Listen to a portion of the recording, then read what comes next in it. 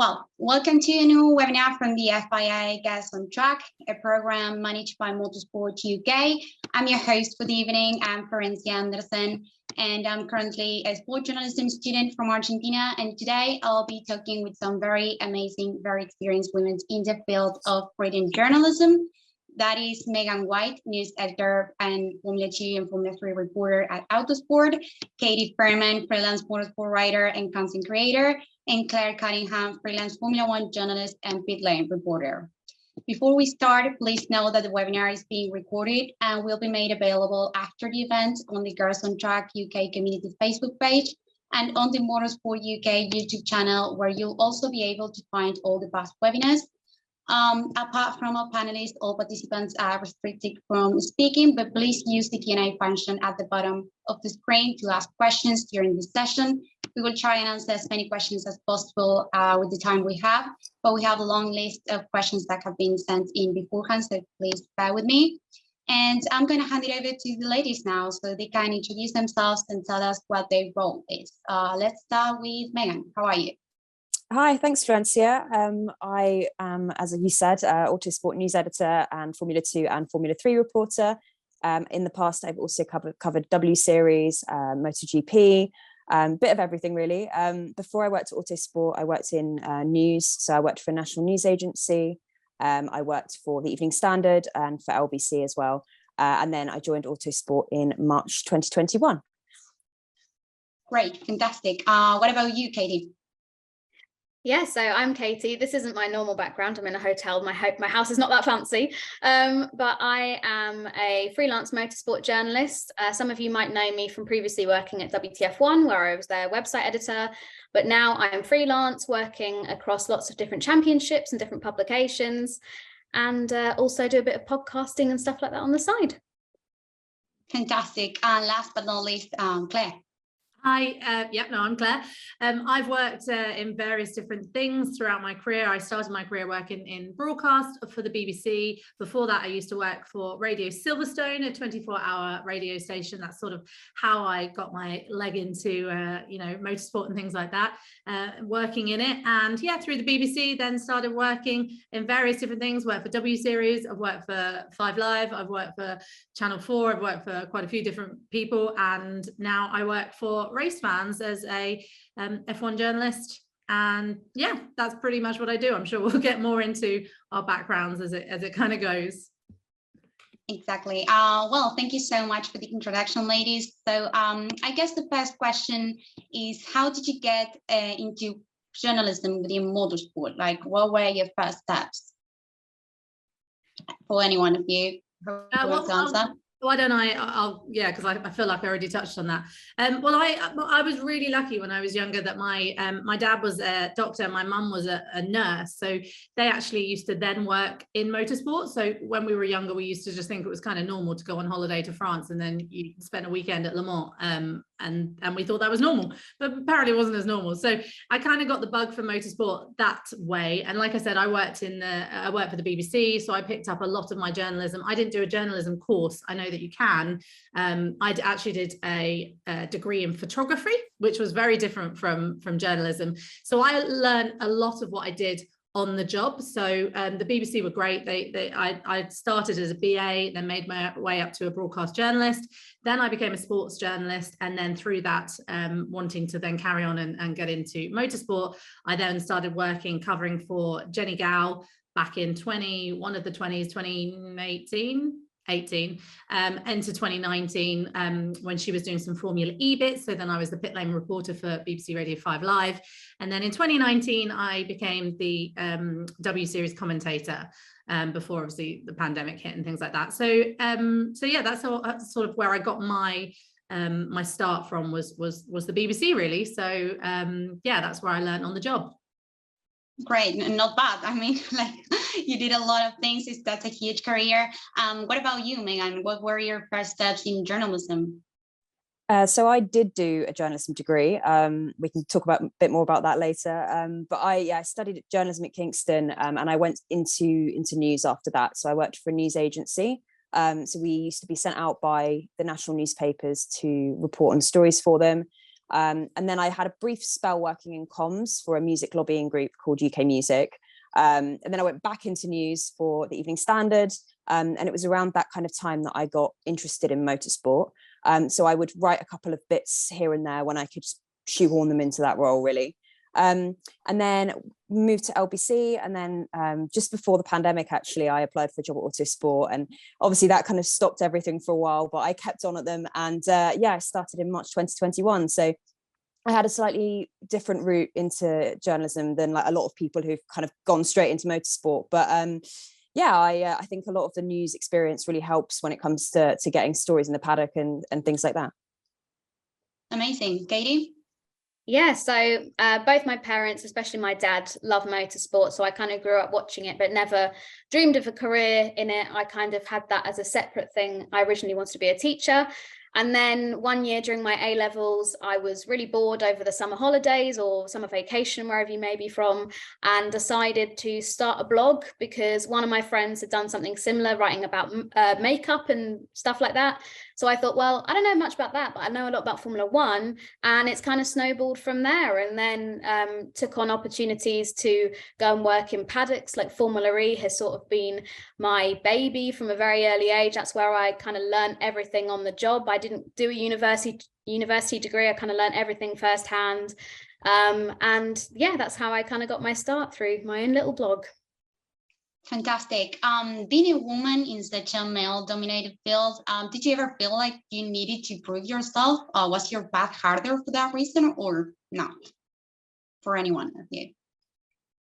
I mean, I can start on that one. I haven't found it to be that much more difficult. I don't know if just my approach to it has been that I've kind of just only cared about Formula One or whatever championship I'm covering, and it's kind of been a bit of tunnel vision, and I haven't really let anybody tell me that I can and can't do something. Like, I know that I am knowledgeable on a subject or whatever like that. So I've not really had many people tell me that I can't do that and like have that affect my confidence or knock me back. So I'm quite fortunate to have, I guess, quite a pleasant experience working with men in various motorsport paddocks and stuff like that. But fortunately, there's been such a amazing wealth of women who have been introduced to me through things like Girls on Track, where I've learned that actually there are so many other incredible women in this industry, and that I can go to them if ever I'm feeling these maybe unpleasant experiences with other people in the paddock, whatever their gender may be, and sort of go from there. So I'm quite fortunate in that aspect, but yeah, not saying it doesn't happen, but I'm just quite lucky. I would second that as well, and kind of say, yeah, there have been, especially over the last couple of years, which has been so encouraging. There's been so many more women that have been involved. Like I know both Katy and Megan from various different paddocks. I met Megan last year when we were working in F1, and Katy I've known for quite a few years. So it's been a really positive change. I would say that there is still a lot of issues, and I don't know whether that's because I came from the broadcast side of things, so I was exposed a lot more. So when I worked for W Series, I got a lot of abuse, and yes, maybe I wasn't the best commentator that they'd ever heard, and however it worked, and I learned a lot from that, and I will 100% put my hands, I can learn, we can all learn every single day.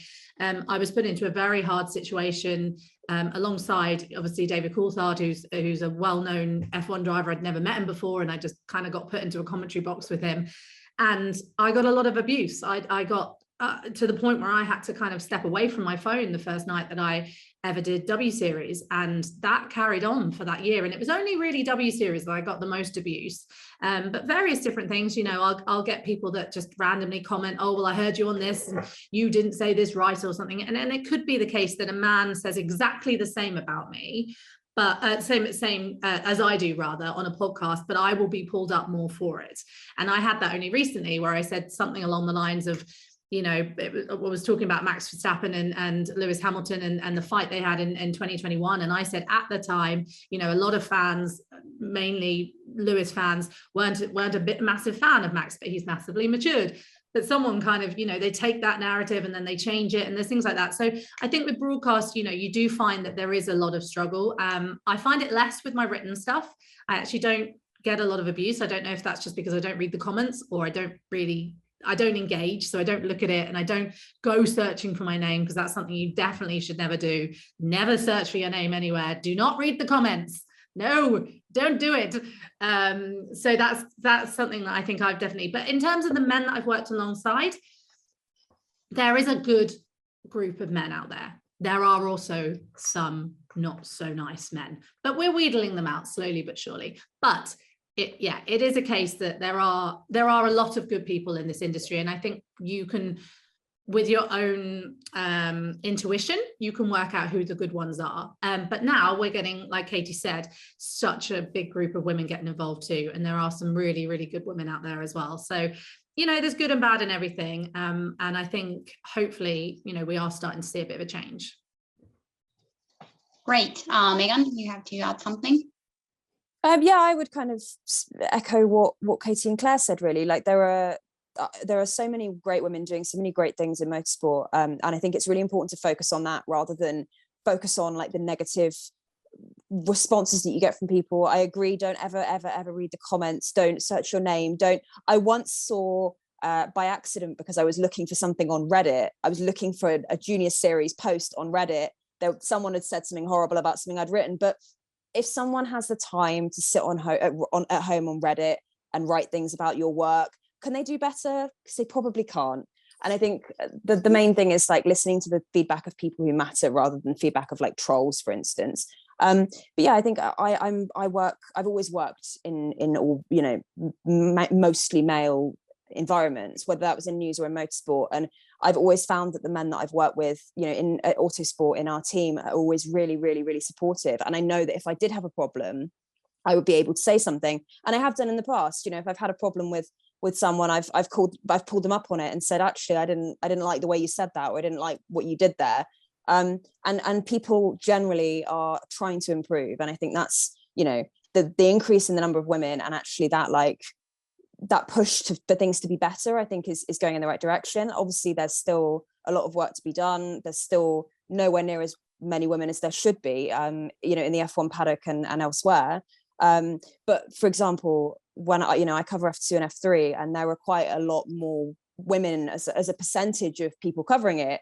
I find in F2 and F3 press conferences, there tends to be a bit more of an even split than in F1, where you might go into a press conference and be like one of, you know, one woman, two women, you know, depending on which round it is. But there's definitely a positive shift, even in the, you know, 2 years I've been working in the industry. But there's still a lot more that needs to be done, for sure. Exactly, I completely agree. How would you recommend starting a career within motorsport? I mean, what's the best way to start connecting, to start writing? I think our backgrounds maybe show that you can do it in so many different ways. Mine came from broadcasting. Again, I worked in news before I came over and worked in sport. So my background was very different, and I didn't do a journalism degree. So I think I didn't know what job I wanted to do. I actually wanted to be a TV presenter for children when I was younger. That's sort of what I wanted to do. I wanted to be like Fern Cotton and be like, oh, I'm Fern Cotton, you know. And then, you know, I realized actually the passionate side of things that I had wasn't working in that side of things. It was working in motorsport, but that takes time. And I think I was probably about 22 when I really realized that's what I wanted to do, because you get a big push when you're at, you know, school or university or college, and people just go, well, you have to decide what you want to do right now, and if you don't, then that's it. GCSEs mean everything. Of course, school means an important amount of you know, education is important, etc. But working on the job as well is definitely a way that you can learn. Working for a big corporation like I did, the BBC, which gave me legal training, it gave me all the sort of backing that I need, because that's important to get into journalism. It's not, you can't just kind of guess your way through things, because you'll get yourself into trouble legally and all sorts. There is a lot of paperwork that you do need to know the ins and outs of. In sport, it's not as scary as doing news, but I think, Megan, you would agree, like doing news can be scary. So if you can get your basics of what you know, learning on the job, make sure you know your legal background, things like that. But I do think that all three of us show such a different way into the industry. But that understanding of journalism and that legal side of things is, I think, also very important to take on board. Megan? Sorry, yeah, I completely agree with everything Claire said. I think as well, like just the basics of writing a news story, you know, you don't have to have a journalism degree or have done an NCTJ or, you know, anything like that. But as long as you can, you know, write the basic structure of a news story, then that's a great place to start. You know, and you don't have to have training, just learn by reading, learn by looking at how different people do things and how different websites do things. And then when you do try and approach people for work or approach people for experience, knowing the way that they write things, knowing whose writing you like as well is such an important thing as well. And I think even if you don't have motorsport experience, having news experience or having experience in another field that you can adapt to that is just as important. You know, you don't need to know who won the 1987 Monaco Grand Prix. Like, you need to know how to write a news story, how to write a feature if that's part of the role, how to do podcasts if that's part of the role, like all these transferable skills. And I think there are so many different skills now that people have that can be useful. You know, I never had done podcasts really before, but that's a great skill to have. Doing like short videos, doing TikTok, doing Instagram, doing, you know, there's so many skills that can be helpful, and it's finding the ones that you really enjoy doing the most as well. Like, I don't find it very comfortable being on camera, but so I try and focus on different things, whereas like Katy does lots of podcasts and so does Claire. So it's like finding your niche, finding the thing that works best for you, I think is really important as well.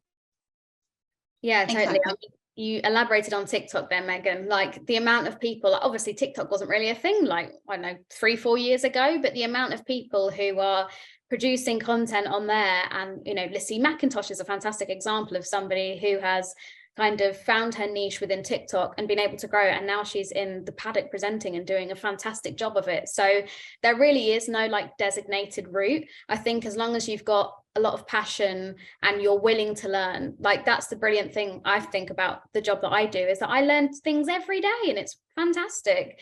And I also, you know, like Claire said, it's important to stick to school and get you good grades and stuff, but the most ironic thing is that I completely flunked my GCSE in English and also my A-level in English. Like, I think I ended up getting an F in English, which is like, I think the most ironic thing. When I said to my teachers, I want to go and maybe try this journalism thing, I basically got laughed at, because they were like, yeah, we've seen like your coursework's okay, but your actual exam stuff is terrible. Like, that's not going to happen. And, you know, I proved them wrong. So that's nice. But I don't think that you need to be too put off. I'm not sure when you guys start getting like exam results. I'm guessing it's in the summer, but like, don't think, oh my gosh, like that's it, my dream of working in Formula One is over just because of some letter or numbers. I think they're numbers now on a piece of paper. So yeah, as long as you are passionate about it and you're willing to put in the work, then I have no doubt that you'll be able to do it. Talking about that, written journalism is usually the first step journalists take to kick off their career. What skills do you consider are important to master written journalism, and what tips would you give to someone who wants to write a successful piece that stands out? Claire, do you want to take this one, or do you want me to start? You start. Okay. Well, when I started working in Formula E, the kind of things that I learnt to do well, I guess, was interviewing people, which I really was something that didn't come very naturally to me. When I first started, I would start by sending people emails and asking them for an interview, and then all I could do is send over a set of questions for them to answer however they wanted. Like, I was too scared to speak to people on the phone, whatever it may be. And then I had was at the time, it was just crazy. I sent out a load of people like questions asking to chat. And then this was when Pierre Gasly was just finishing GP2. So he just won the championship that year. And he replied back and he was like, yeah, okay, when do you want to do the phone call? And I was like, oh my gosh, phone call. Oh no, like this is really daunting and intimidating. But actually it was fine. And it was by putting myself out of that comfort zone that I've kind of learned, like, I guess, the skill of interviewing. I'd go in with a full list of questions and I wouldn't even listen to what the drivers or whoever it may be were saying. I was just so focused on not messing up the next question in my list that I was like, you know, just tunnel vision. But then now I'm able to, over time, like properly put myself in the situation, listen to what they're saying. Like, if I want somebody to go back and say, actually, you mentioned in your last answer about this, and get them to elaborate, like take the interview in the direction you want it to go. it's easy said than done. It took me a long time, but now like that skill of interviewing people is one of my favorite things, like being able to go into a media pen and have no clue about who you're going to speak to, what you want to speak to them about, but kind of just let the conversations navigate themselves is, I find, so rewarding. So yeah, I guess just trying to make sure that you can pick up the skills that you think are going to be important for your career. Like the other said, if you want to write, maybe have a look at different people's writing styles. One of the reasons that I got my job at WTF1 is because Tom Bellingham, who was the founder, he really liked my writing style because it was unique and I didn't kind of conform to style guides, and I made it my own kind of style and own tone, and that made me stand out from, I guess, others in competition and stuff like that. So I think also being authentic to you is important. I totally agree. Like, I had to learn a whole new skill set when I came over and did the written journalism side of things, which was actually down to the sort of change in direction that I sort of found myself actually after the pandemic, because it turned out that a lot of people that kind of did lots of the broadcast side of things were safe during the pandemic because they had if they were contracted. Now, I was a freelancer over the pandemic, so I found myself in quite a sticky situation. So I was quite lucky that I actually worked a lot with the race and did loads of podcasts for them, and that kind of kept me going throughout the pandemic. But coming out of that, people were really slow to kind of come back into the world, and where they did, if you didn't need to be there, or if you didn't they didn't want to add more more staff to the crew because that was more chance of getting COVID, blah blah blah. There was lots of things that kind of stopped a lot of freelancers getting a lot of work. I was quite lucky because at the beginning of February in 2020, one of the 20s, whenever I went to Tokyo to do the Paralympics, 2020, well, it's 2020, but it was 2021. I was very lucky that I had that at the beginning of 2021, which then, was quite a nice financial moment where I could go, okay, well, what am I going to do with the rest of my year, sort of thing. And that's when I got into written journalism, which was in a very different way, working for a big publication. I actually didn't enjoy doing tabloid stuff at all. I hated it. So I left quite soon after that, and then very luckily managed to, I knew my boss from a previous job working at BT Sports as a commentator, and he just happened to have a slot that turned up, and then Race Fans happened, and then the rest is sort of history at the moment. But yeah, to kind of go back to Katy's point, it's definitely a case of interviewing. That is definitely something that is very important in the job. And listening is like something that like Katy said, you have to learn, because you sort of go, okay, Lewis Hamilton's in front of me. Okay, I've got this question, and I've got another question. Hang on, I've got another question, and you're not listening. And the best thing you can do with these drivers is just listen to what they're saying, because they can tell when you're reading off a script, and if someone says something that's really important, go, oh, hang on a minute, can I just pull you up on that, because I'm not quite sure what you mean. And that's fine to do. It's terrifying. I've noticed someone in the Q&As has put, do you ever experience imposter syndrome? And yeah, like whenever I'm sitting around or in the pen, or especially in the way that the difference is the broadcasters kind of get their own little circle, and it's only about 3 different journos that are around, and usually in that pen, a lot of them are TV presenters that are female. So you sort of feel it's a safe space. Within the pen for the writers, it is basically, you have an armpit in your face here, another armpit in your face here. You're like that going, hi, can I ask a question? And you're surrounded by men, and you can smell men, and just men everywhere, men.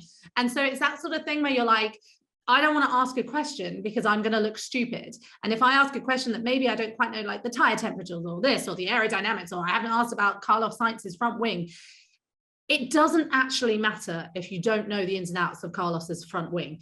What matters is that you have a human level where you can kind of engage with the driver on that human level. If you can women bring something great as well. We can bring the technical side of things, but we also bring a very like I remember a story of Lando Norris when he was so ill one race, and he sat there like that, shivering, had a mask on. Oh, it's so cold.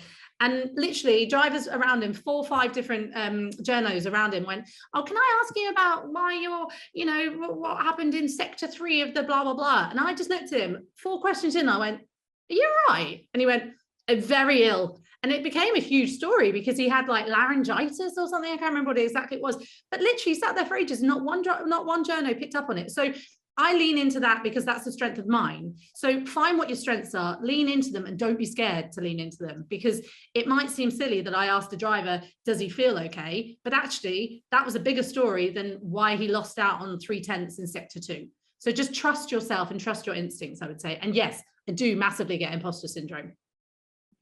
Yeah, I love their questions in the press conferences as well. I know I can say that because she's here, but I genuinely do. I think they're brilliant, her questions. So that's such great advice, to actually listen what the interviewee is saying, because that's super important to actually make good questions that people may be interested in. Going back to written journalism, I feel like nowadays it's harder to keep the audience attention. People don't really read as much as before.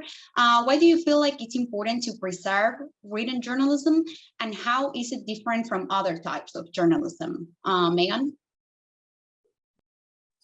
Firstly, apologies for my brief absence. I had a small Zoom-related shunt. I don't know what happened, but I'm back.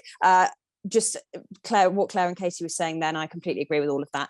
In terms of why written journalism is important, I think it's just like a fundamental basic of what we do. Like TikTok and Instagram and you know, video and stuff is really important, and more so now that social media is so big. But I think like writing a good story is unmatchable. You know, you draw people in, like what's the headline, how are you going to attract people, how are you going to keep them interested? Like you can wrap in all the context. You've not got a time limit with a piece of writing, and it can be as long or as short as it needs to be. Don't write 10,000 words if you can write one, but similarly you have the scope to expand and to add context and to add color. And I just think it's so important. However important everything else is alongside it, I think that is still so important, and it's such a fundamental skill to have, because if you can write an engaging story, you can write a script, you can commentate, you can do all those other things. But if you can't get the sentences down to start with, all those other things probably, I don't know because I haven't done much of it, like broadcast stuff, but all those other things are probably harder. But that's just my experience anyway. Great. Katy? Yeah, I don't really have too much to add on from what Megan said. I think she's pretty much put the nail on the head. Yeah, writing was kind of my first love.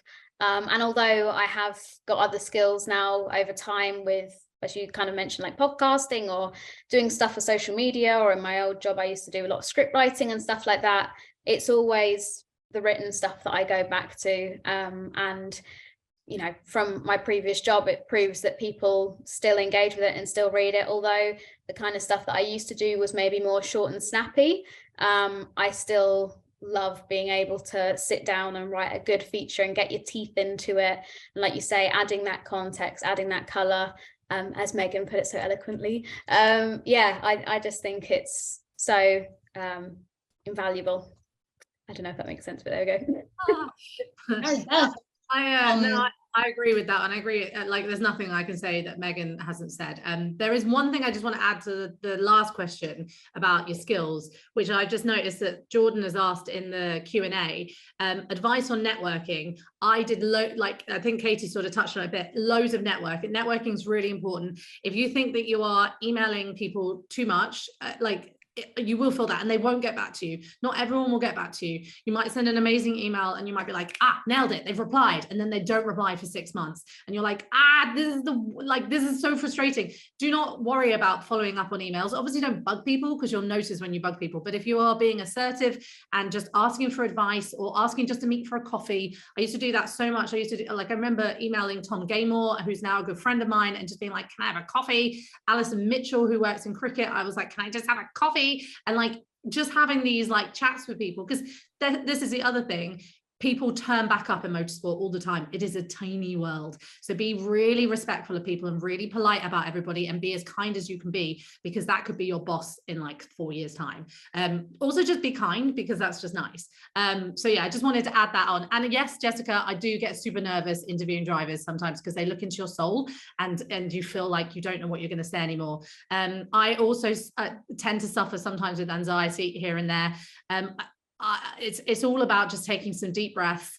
They're just humans, kind of know what you're going to say. I just did an interview earlier today with somebody, and these ones are always Zoom calls, they're the worst, like, because I just think everyone's like judging my plants behind me. I'm like, stop it. And also I have a picture here of Lewis Hamilton, so whenever I do like Ferrari, I'm like, oh, that's awkward.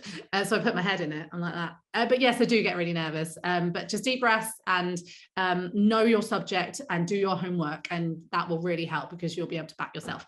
Sorry. Can I add to that? Could I add to that as well, please? It is very normal to get nervous. I get nervous so often. I went to cover the final MotoGP round in November, and I had to go to the debriefs. As Claire was saying, you're there with like men's armpits in your face. Like, have you heard of deodorant? Like, that would be a good start. But I was stood there, and Marc Marquez is a 6-time MotoGP world champion. And I stood there and I'm looking at him and I'm like, I've got to ask, words are word vomit, word war. And it was fine. And once you've asked people, you start small. Once you've asked an F3 driver a question, you can ask any F3 driver a question, and it gets bigger and better from there. And I think as well, like on networking, like Claire said, be polite.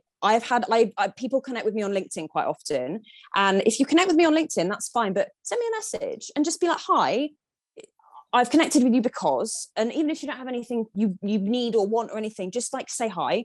I'm not scary.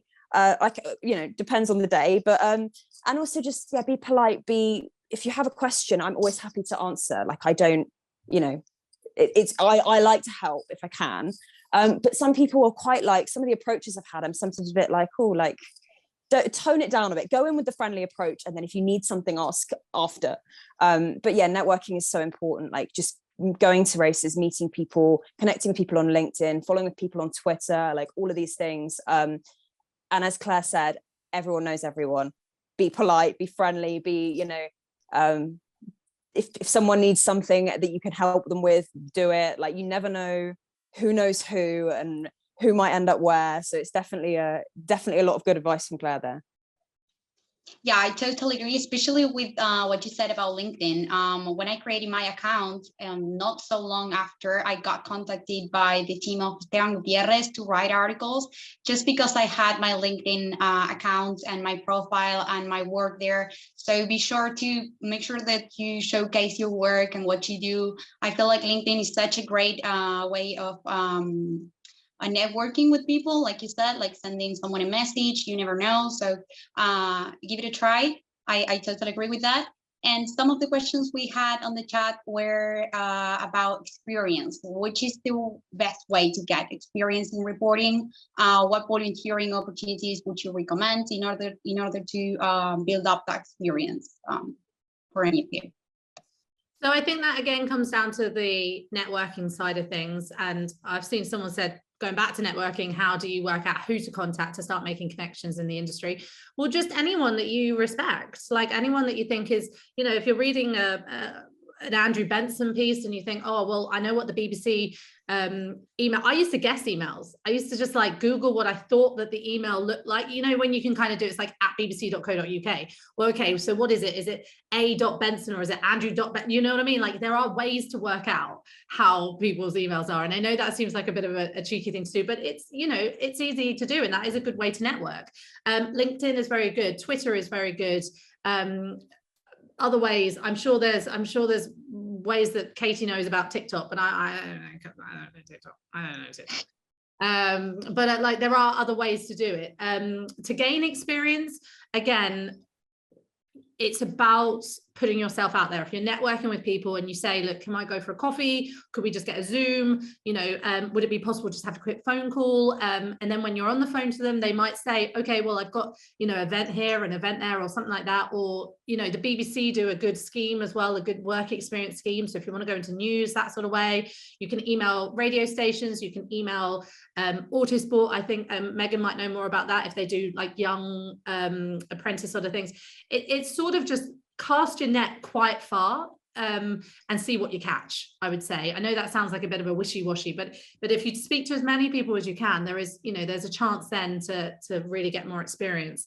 And in terms of getting the experience to get there, because I fell into this a lot, I don't know if the other girls agree, but you would kind of go for a job and they'd be like, well, you need experience. And I'm like, well, how do I get the experience then? That is what I'm missing. I need the experience.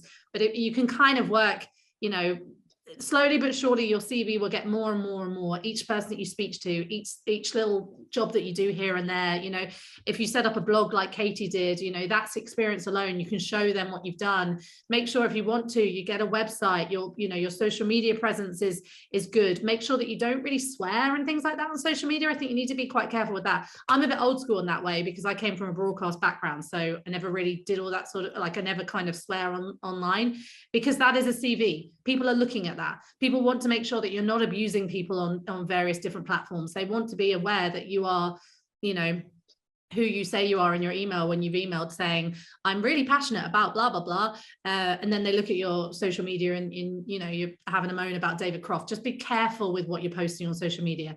But if you network enough, there will be experiences that you can pick up. But like, we have such different backgrounds. I couldn't tell you, you'd have to work out what you want to work in and kind of work from there. But yeah, just reach out, speak to people. Like Megan said, just speak to as many people as you can. Totally. Well, Helen in the chat asked, do you think there is a way into motorsport journalism from running a fan page? And do you think that being older is a disadvantage? Katy, I don't know. Yeah, oh, sorry. If you want to take that, because you had the blog. So. I repeat the question. I didn't hear it because I've only just. Helen on the chat asks, do you think there is a way into motorsport journalism from running a fan page? And do you think that being older is a disadvantage?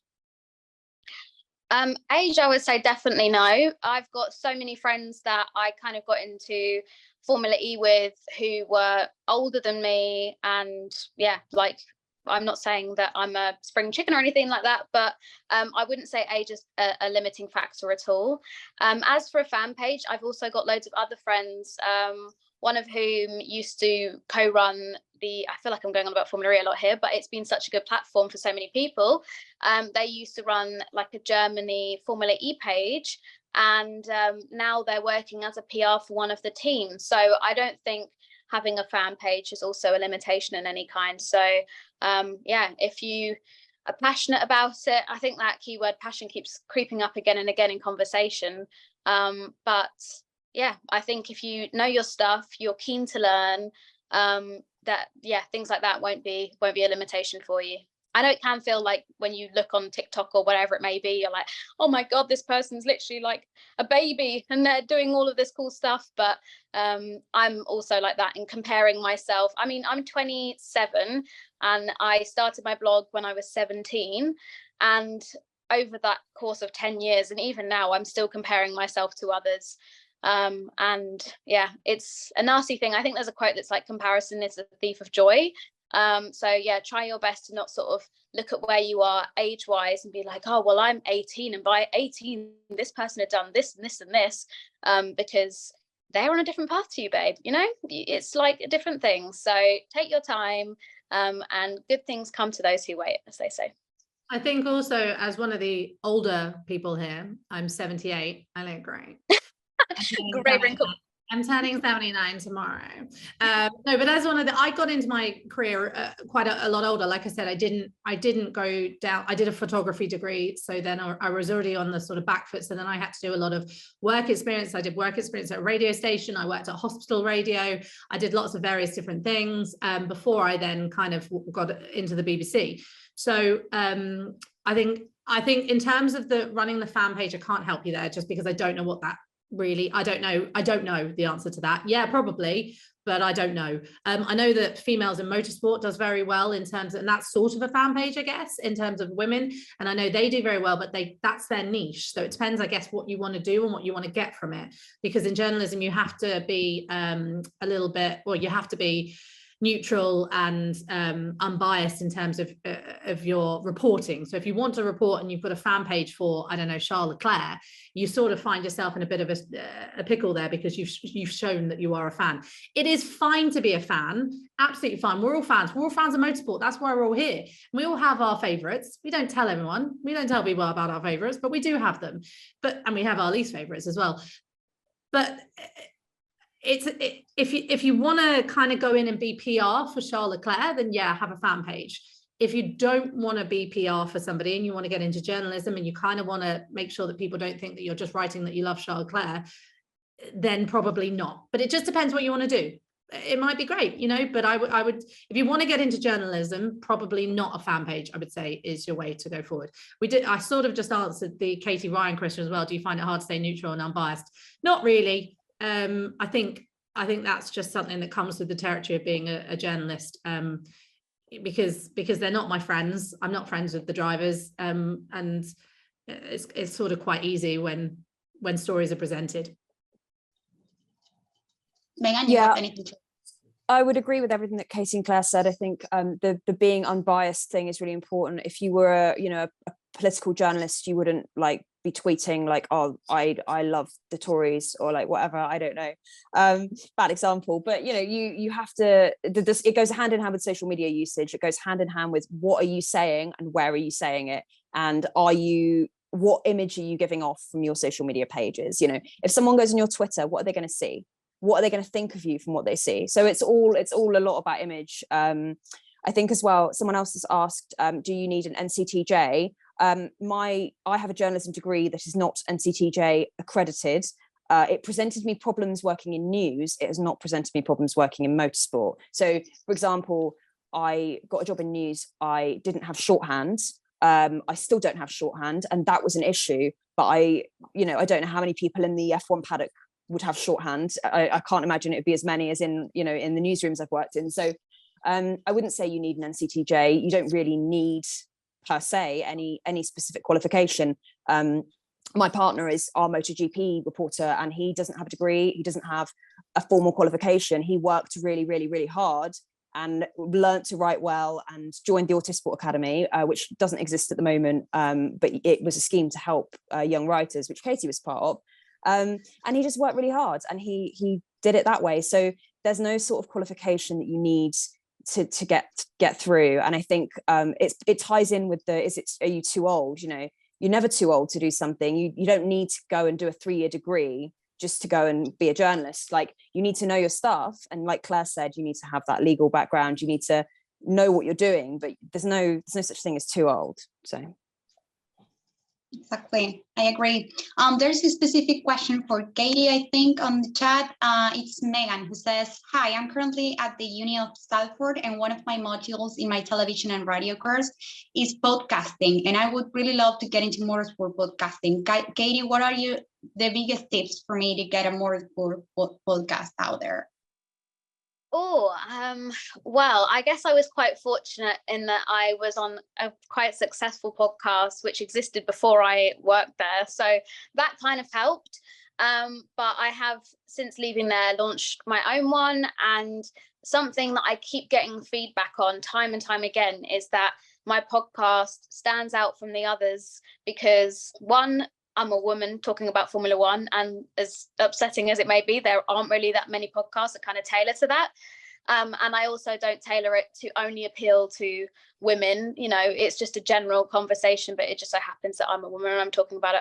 I'm the host, but also that I do it solo. And so far, that's a concept that I really enjoy. I don't have to rely on a colleague or a friend or anything like that to be available and get the internet connection sorted and this and that and make sure their mic's working. Like, it's all down to me, and I can record it wherever. I haven't bought my podcast equipment with me this weekend to this hotel, but if I did, I could just perch on a comfortable sofa that's to the left of me or here and sit down and record it. But yeah, that's been feedback that I've received, in that I am talking about the topics that I want to talk about, and so my love for it kind of comes through that. And yeah, find your niche. If you like talking about the technical side of Formula One and delving deeper into that, then chat about that. If you want to talk about Lewis Hamilton and Guan Yu Zhou's latest fit as they're walking through the paddock and their style sense, and you want to do a podcast based on that, that's also fine. Like, there are no real limits, and you'll be amazed at how many people also share that similar niche. And whatever your kind of like, the chances are, if you really love something, then there will be a ton of other people out there that also love it too. So yeah, that would be my kind of advice for that. Great, amazing. There was another question on the chat that I found super interesting that said, let me find it. Let's see. Do you think it takes natural talent to be a motorsport journalist, or do you think it can be learned?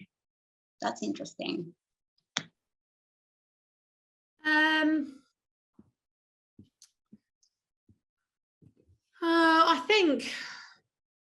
I think you can learn everything, but you have to have the passion and the interest to want to learn.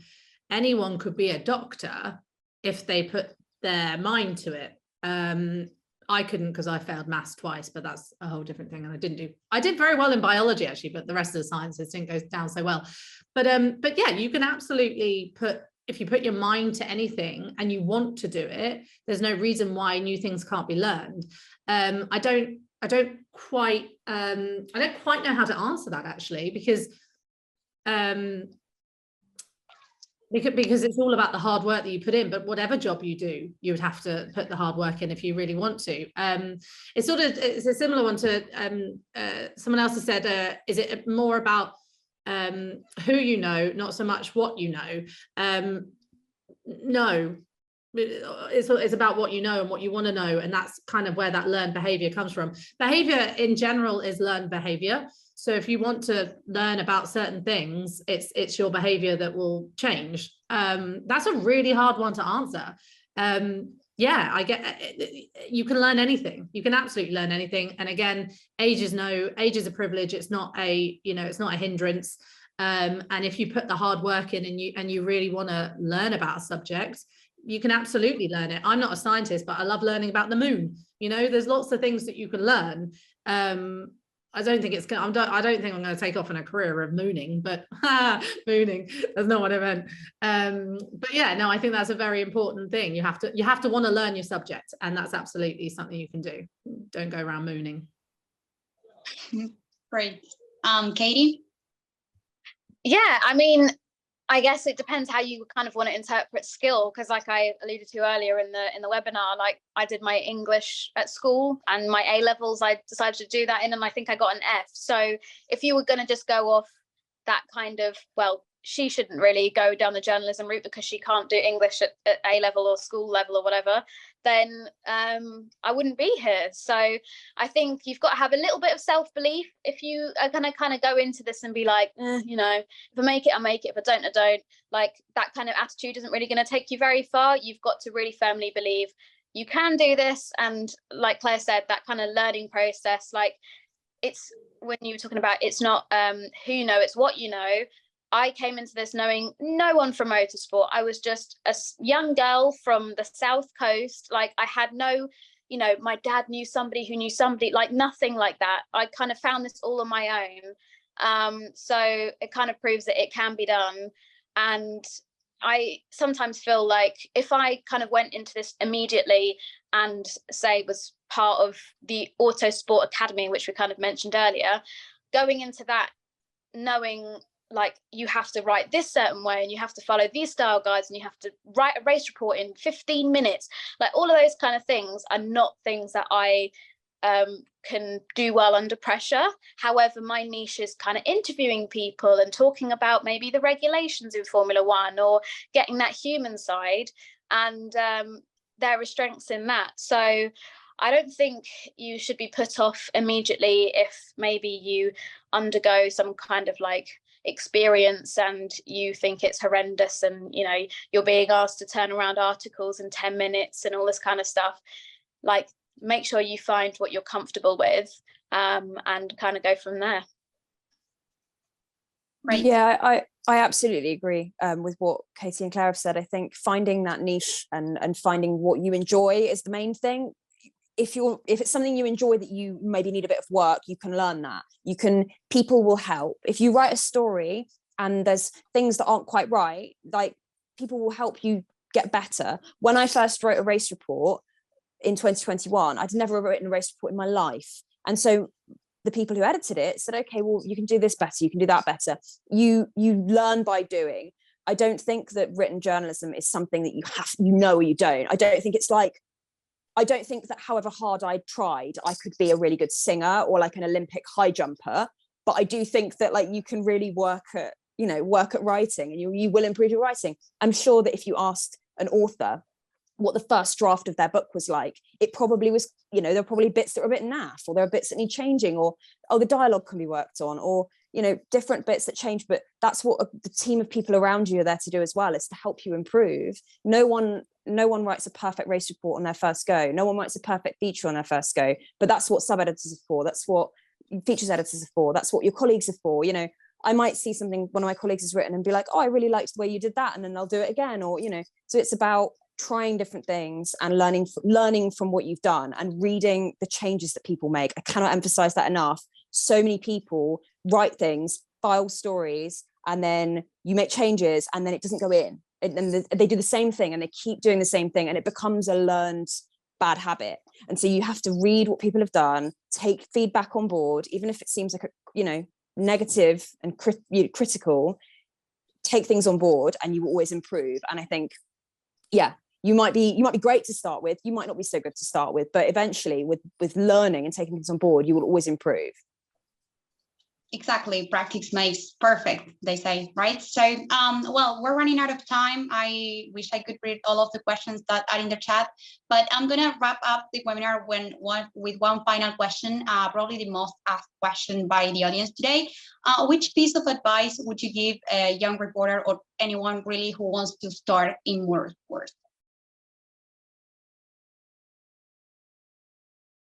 It's a difficult one. So, sorry, was the question, what advice would we give people to gain experience, or to start in motorsport and get into the world of journalism within motorsport? I feel like we covered a bit of that at the beginning, didn't we? It's more about the niche of trying to work out, niche is the wrong word there, but it's just trying to work out what you want to do, I guess.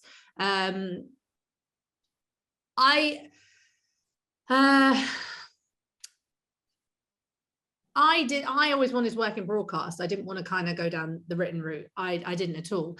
But trying different things has been really beneficial in my career. I've gone from broadcast, I've gone from commentating, I've gone from reporting, I've gone from written, and I've sort of like done lots of different things to kind of get to where I am today. And I think someone said, should aspiring motorsport journalists focus on one specific series or spread the net wide? I spread it quite wide when I was first starting, because I think it's really important to learn about the grassroots, and I think it's then important to aspire to kind of go where you want to go. I knew that I wanted to get into F1, whatever it was that I was going to do, I wanted to get into Formula One. So in that way, Megan probably, you know, your partner probably knew that he wanted to go into bikes, you know, that if you've got your specific thing that you're into, then yeah, absolutely. Kind of fight for that. But if you want to get into F1, from my perspective, that, you know, I worked in British touring cars for ITV. I kind of worked in the GTs. I've worked in various different things to kind of get myself to where I am now.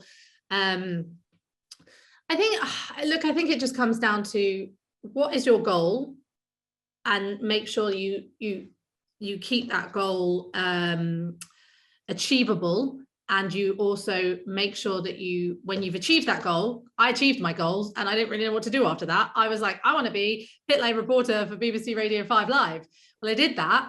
And then I was like, I don't know what to do now. So I had to kind of move my goals around, because obviously Jenny Gow is an amazing reporter, and, you know, when she's feeling better, she'll be back, and she'll be back reporting again.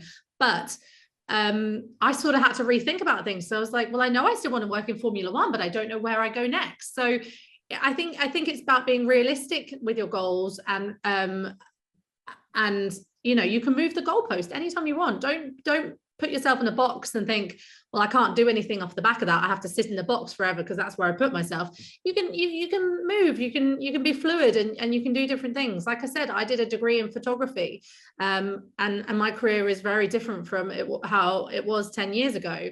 And it may be very different again in 10 years time. I don't think age will be a factor in it, but it could be very different in 10 years time. I might decide not to travel anymore, and then I have to think about a new sort of role and things like that. So I think the main thing here is being very kind to yourself in terms of what your goals are, and realistic in terms of what your goals are, but back yourself to fight for whatever you think. If you think it's so far out of reach, it doesn't mean you can't aspire to it. you can still aspire to it and you can still try and get there. I never thought I'd work for Channel 4. I never thought I'd work in Formula 1, but I always kind of held the hope that I would, and I backed myself. So that's about all I can kind of say is, you know, move the goalpost around, make sure they suit you, make sure you're happy, make sure that you're backing yourself and backing others around you. And yeah, I think just be nice to people and network. And that's kind of how you'll do it, I guess. Yeah, I don't know if that answers the question quite in the way that it was meant to be, but yeah, hopefully that helps. Yeah, I love that advice. Megan, what would you say? Top advice from Claire, as ever. I agree with everything she said. I think my advice would just be ask questions, and whether that's asking questions to drivers or riders or mechanics or engineers, or ask questions. Don't be afraid to ask what you think might be a silly question. I think women get am I asking a silly question syndrome more than men do, because some of the questions I've heard, I'm like, that is a silly question. But you know, don't be afraid to ask a question, because if you're thinking, what's the answer to this question, the chances a lot of other people are too.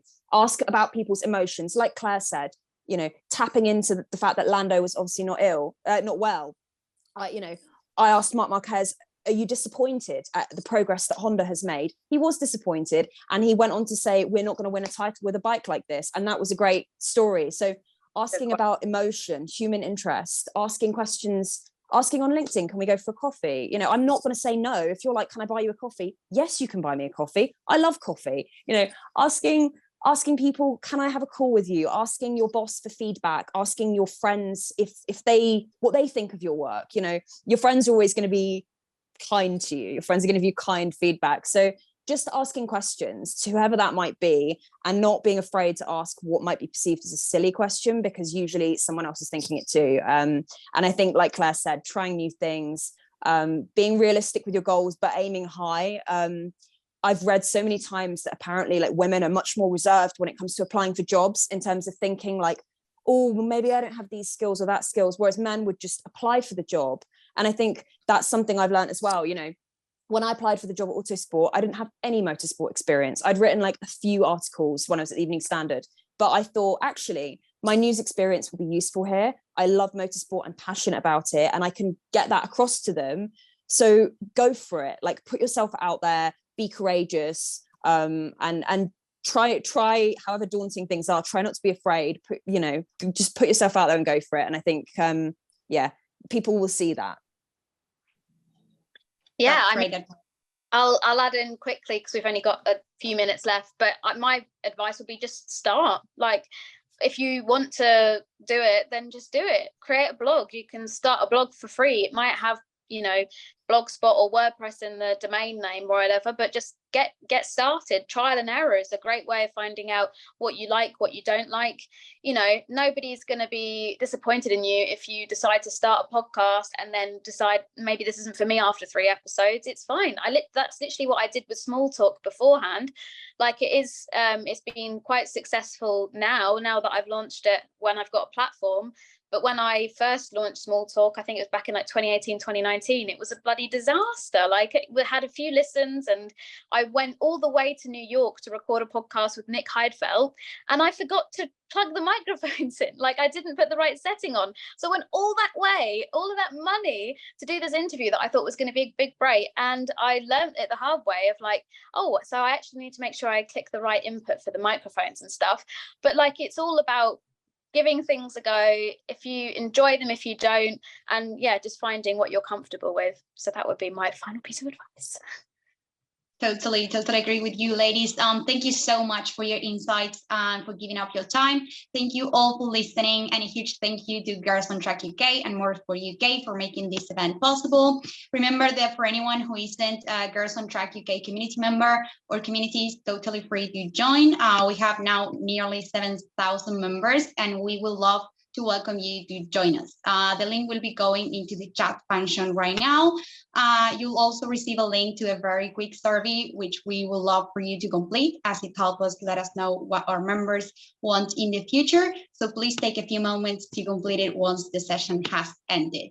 Thank you once again to all of you for taking the time to be part of this webinar, and best of luck in your careers.